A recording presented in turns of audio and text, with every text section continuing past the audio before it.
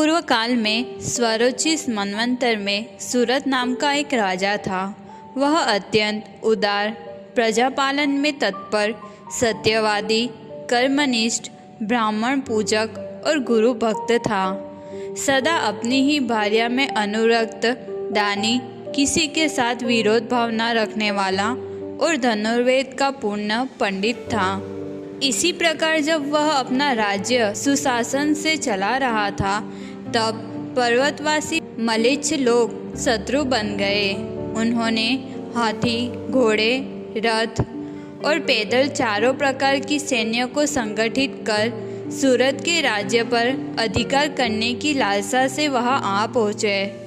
ये मदोन्मत्त लोग कोल जाति का विनाश करने वाले थे और पृथ्वी पर अधिकार करना चाहते थे।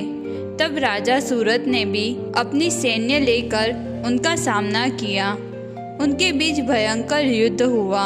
यद्यपि मलेच्छों का बल अलग था और राजा का बल अद्भुत था, फिर भी देववश से वह राजा सूरत युद्ध में हार गया। पराजित होकर वह अपने नगर लौट आया, जो दुर्ग और किलों से सुरक्षित था। राजा विचार करने लगा, मेरे मंत्री निराश होकर शत्रु पक्ष में मिल गए हैं। अब मुझे क्या करना चाहिए? क्या किसी बड़े दुर्ग में रहकर अवसर की प्रतीक्षा करनी चाहिए या पुनः युद्ध करना उचित है? लेकिन वे मंत्री तो शत्रु के वश में हैं, इसलिए उन पर भरोसा नहीं किया जा सकता। यदि वे दुष्ट लोग मुझे पकड़कर शत्रुओं को सौंप देंगे तो क्या होगा? पाप बुद्धि वालों पर कभी विश्वास नहीं करना चाहिए। जो लोग लोभ में पड़ जाते हैं, वे अपने पिता, भाई, मित्र, बांधव, गुरु और पूज्य ब्राह्मण तक से द्वेष करने लगते हैं। इसलिए ऐसे पापनिष्ठ और शत्रु पक्ष के साथ मिल गए मंत्रियों पर मुझे अब किसी भी प्रकार का विश्वास नहीं करना चाहिए। राजा इसी प्रकार विचार कर अत्यंत दुखी होकर अकेला ही घोड़े पर सवार होकर नगर से बाहर निकल गया। वन में जाकर वह विचार करने लगा, अब मैं कहाँ जाऊँ? वहाँ से लगभग 3 योजन की दूरी पर तपस्वी सुमेधा मुनि का आश्रम था। राजा वहाँ पहुँचा। वेद ध्वनि से गूंजता हुआ वह आश्रम स्वर्ग से भी अधिक मनोहर था। राजा ने घोड़े को वृक्ष से बांधा और विनम्र भाव से मुनि के पास पहुँचा। मुनि शांत चित्त होकर शिष्यों को वेद और शास्त्र का उपदेश करा रहे थे। वे क्रोध और लोभ से रहित, आत्मज्ञान रत, सत्यवादी और समयुक्त थे। राजा ने उनके सामने दंडवत प्रणाम किया और नेत्रों में आंसू भरकर प्रेम से निवेदन किया। मुनि ने कहा, उठो उठो, कल्याण हो। मुनि के शिष्यों ने राजा को आसन दिया। मुनि ने पूछा, तुम कौन हो? क्यों चिंताग्रस्त होकर यहाँ आए हो? अपना कारण कहो। यदि कोई कार्य है तो बताओ, मैं उसे करूँगा, चाहे वह कठिन ही क्यों ना हो। राजा ने कहा, मैं सूरत नामक राजा हूँ। शत्रुओं ने मुझे पराजित कर राज्य से वंचित कर दिया है। अब मैं आपकी शरण में आया हूँ। हे ब्राह्मण, आपकी आज्ञा के अनुसार भक्तिभाव से जो कुछ कहेंगे मैं करूँगा। आपके अतिरिक्त इस पृथ्वी पर मेरा कोई रक्षक नहीं है। शत्रुओं से भयभीत होकर मैं आपकी शरण में आया हूँ। हे मुनि श्रेष्ठ, शरणागतों पर कृपा करने वाले, मेरी रक्षा करें।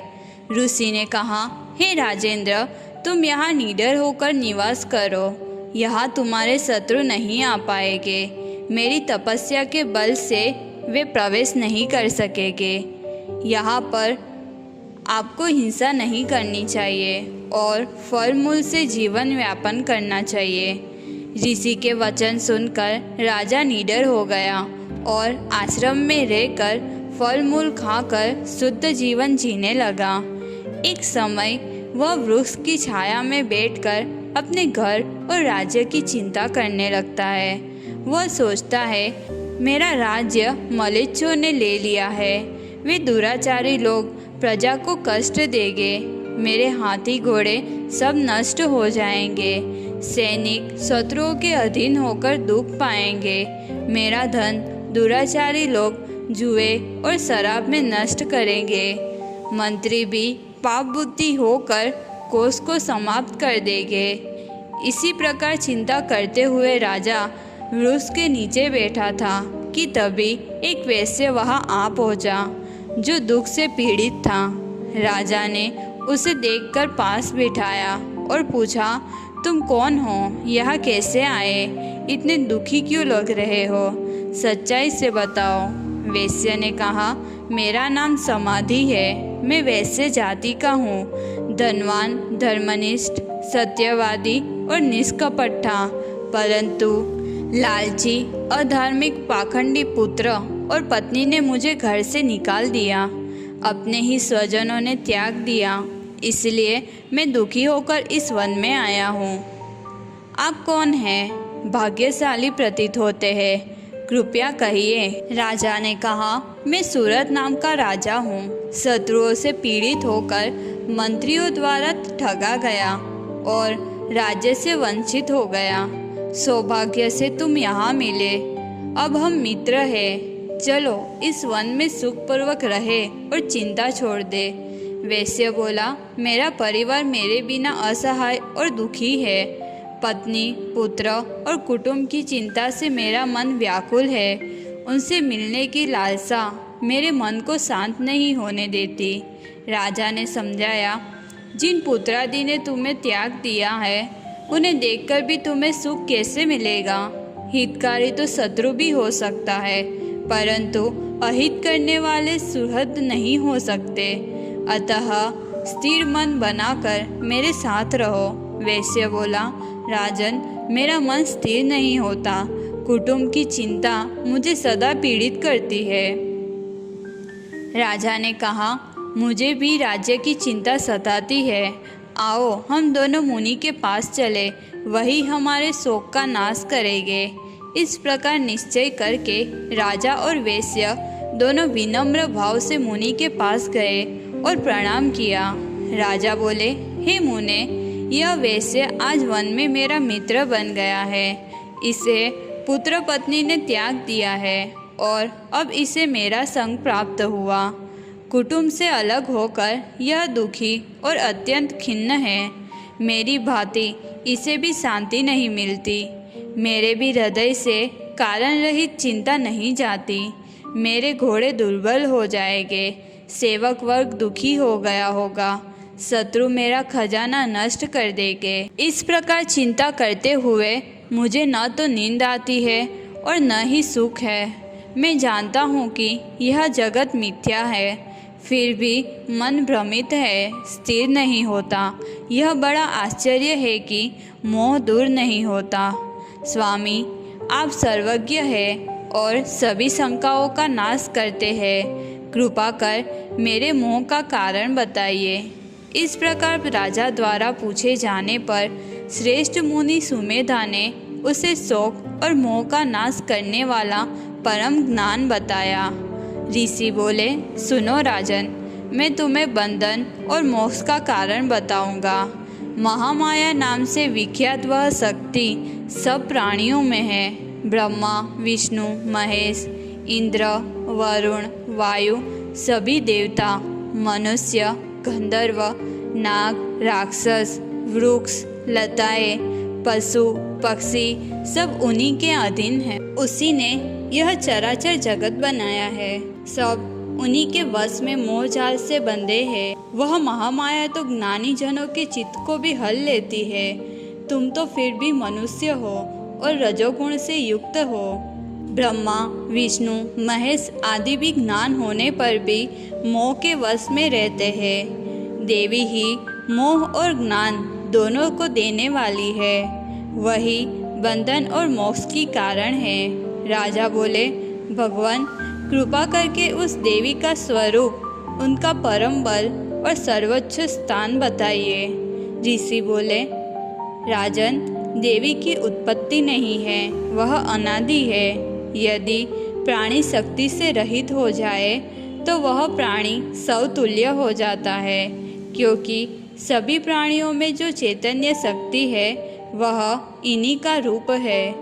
देवता और मनुष्य जब उनकी स्तुति करते हैं तब वह प्रकट होकर उनके दुख नष्ट करती है। वह अनेक रूपों और शक्तियों से युक्त है। वह अपनी इच्छा से प्रकट होती है। देवताओं की तरह नियति से बंधी नहीं है। देवी काल के वश में नहीं है, वे नित्य है और समस्त पुरुषार्थों को प्रवर्तित करने वाली है। पुरुष कर्ता नहीं है, केवल दृष्टा है। यह सारा जगत दृश्य है। माया देवी ही इस दृश्य जगत की जननी है। वे सत और असत दोनों स्वरूप है। वे ही पुरुष को मोहित करके यह संपूर्ण ब्रह्मांड रूपी नाटक रचती है। जब पुरुष मोहित हो जाता है तब वही देवी संपूर्ण जगत को प्रलय में संहार कर लेती है। वह देवी ही कारण रूपा होकर ब्रह्मा, विष्णु और महेश्वर की उत्पत्ति कराती है। उन्हें उनके अपने कार्यों के लिए नियुक्त किया है। अपने अंश को उनमें आरोपित करके उन्हें अत्यंत सामर्थ्यवान बना दिया। उन्होंने सरस्वती, लक्ष्मी और पार्वती के रूप में उन्हें अपनी शक्तियाँ दी है। देवेश्वर गण उन्हीं शक्ति स्वरूपा परम देवी का ध्यान करते और आनंद पूर्वक उनका पूजन करते हैं। हे राजन, इस प्रकार मैंने अपनी बुद्धि के अनुसार देवी का यह उत्तम महात्म्य आपसे कह दिया। मैं इसका अंत नहीं जानता। हे राजन, सुनो, मैं तुम्हें उन देवी की पूजन विधि बताता हूँ जो मनुष्य को काम और मोक्ष देने वाली है, ज्ञान प्रदान करने वाली और दुख का नाश करने वाली है। अश्विन और चैत्र मास के शुक्ल पक्ष में नवरात्र व्रत अवश्य करना चाहिए। अनुष्ठान में जपे गए मंत्रों के द्वारा शर्करा, घी, मधु मिश्रित पवित्र खीर से हवन करना चाहिए अथवा उत्तम बिल्व पत्रों, लाल कनेर के पुष्पों, शर्करा मिश्रित तिलों से हवन करना चाहिए। विशेषकर अष्टमी, नवमी और चतुर्दशी के दिन देवी का पूजन और ब्राह्मण भोजन अवश्य करवाना चाहिए। ऐसा करने से निर्धन धनवान हो जाता है, रोगी रोग से मुक्त हो जाता है, निसंतान पुत्र प्राप्त करता है। राज्य खो चुका राजा फिर से सार्वभौम राज्य पा लेता है और शत्रु पीड़ित पुरुष शत्रुओं का नाश कर देता है। जो विद्यार्थी इंद्रियों को संयमित करके देवी का पूजन करता है वह निष्कलंक और उत्तम विद्या प्राप्त करता है। जो पुरुष या स्त्री भक्ति भाव से नवरात्र व्रत करते हैं वे अपने मनोवांछित फल पाते हैं। अश्विन शुक्ल पक्ष में नवरात्र व्रत करने वाला भावयुक्त व्यक्ति सब कामनाएं पाता है। विधिवत मंडल बनाकर पूजा स्थान बनाइए और वेद मंत्रों से कलश स्थापित करें। कलश पर सुंदर यंत्र बनाकर उसके चारों ओर जव और अन्न रखें। ऊपर से पुष्प मालाओं से सजाकर देवी का मंडप बनाना चाहिए। उसे सदा धूप दीप से संपन्न रखना चाहिए। तीनों समय देवी का पूजन करना चाहिए, परंतु पूजन में कंजूसी नहीं करनी चाहिए। धूप दीप, नैवेद्य, फल, पुष्प, गान, वाद्य, स्तोत्र, वेद पाठ आदि से उत्सव करना चाहिए। चंदन, आभूषण, वस्त्र, सुगंधित तेल, माला आदि से कन्याओं को संतुष्ट करें। फिर मंत्रों से होम करें, विशेषतः अष्टमी या नवमी के दिन। फिर ब्राह्मणों को भोजन कराकर दशमी को पारण और यथाशक्ति दान करना चाहिए। जो पुरुष या स्त्री भक्ति भाव से नवरात्र व्रत करते हैं वे इस लोक में सुख भोग कर और अंत में परम स्थान पाते हैं। अगले जन्म में उन्हें अचल अंबिका भक्ति मिलती है और वे श्रेष्ठ कुल में जन्म लेकर सदाचारवान होते हैं। नवरात्र व्रत व्रतों में श्रेष्ठ है। यह शिवा की आराधना है जो परम सुखदायक है। हे राजन, इस विधि से चंडिका की आराधना करो, तुम शत्रुओं को जीतकर उत्तम राज्य पाओगे। हे भूपाल, अपने घर में पुत्र पत्नी के साथ परम सुख का अनुभव करोगे। हे श्रेष्ठ वेश्य, तुम आज ही कामदायिनी विश्वेश्वरी सृष्टि संहारकारिणी देवी का पूजन करो। फिर अपने घर जाकर स्वजनों में मान्य होकर सांसारिक सुख पाओगे। जो लोग देवी की पूजा नहीं करते वे नरक के भागी होते हैं। वे इस लोक में भी अनेक दुख, रोग, शत्रु पीड़ा, निसंतानता और तृष्णा से ग्रसित रहते हैं। परंतु जो लोग देवी धात्री का बिल्वपत्र, करवीर, कमल, चंपक आदि पुष्पों से पूजन करते हैं वे विलासी, पुण्यवान और शक्ति भक्त बनते हैं।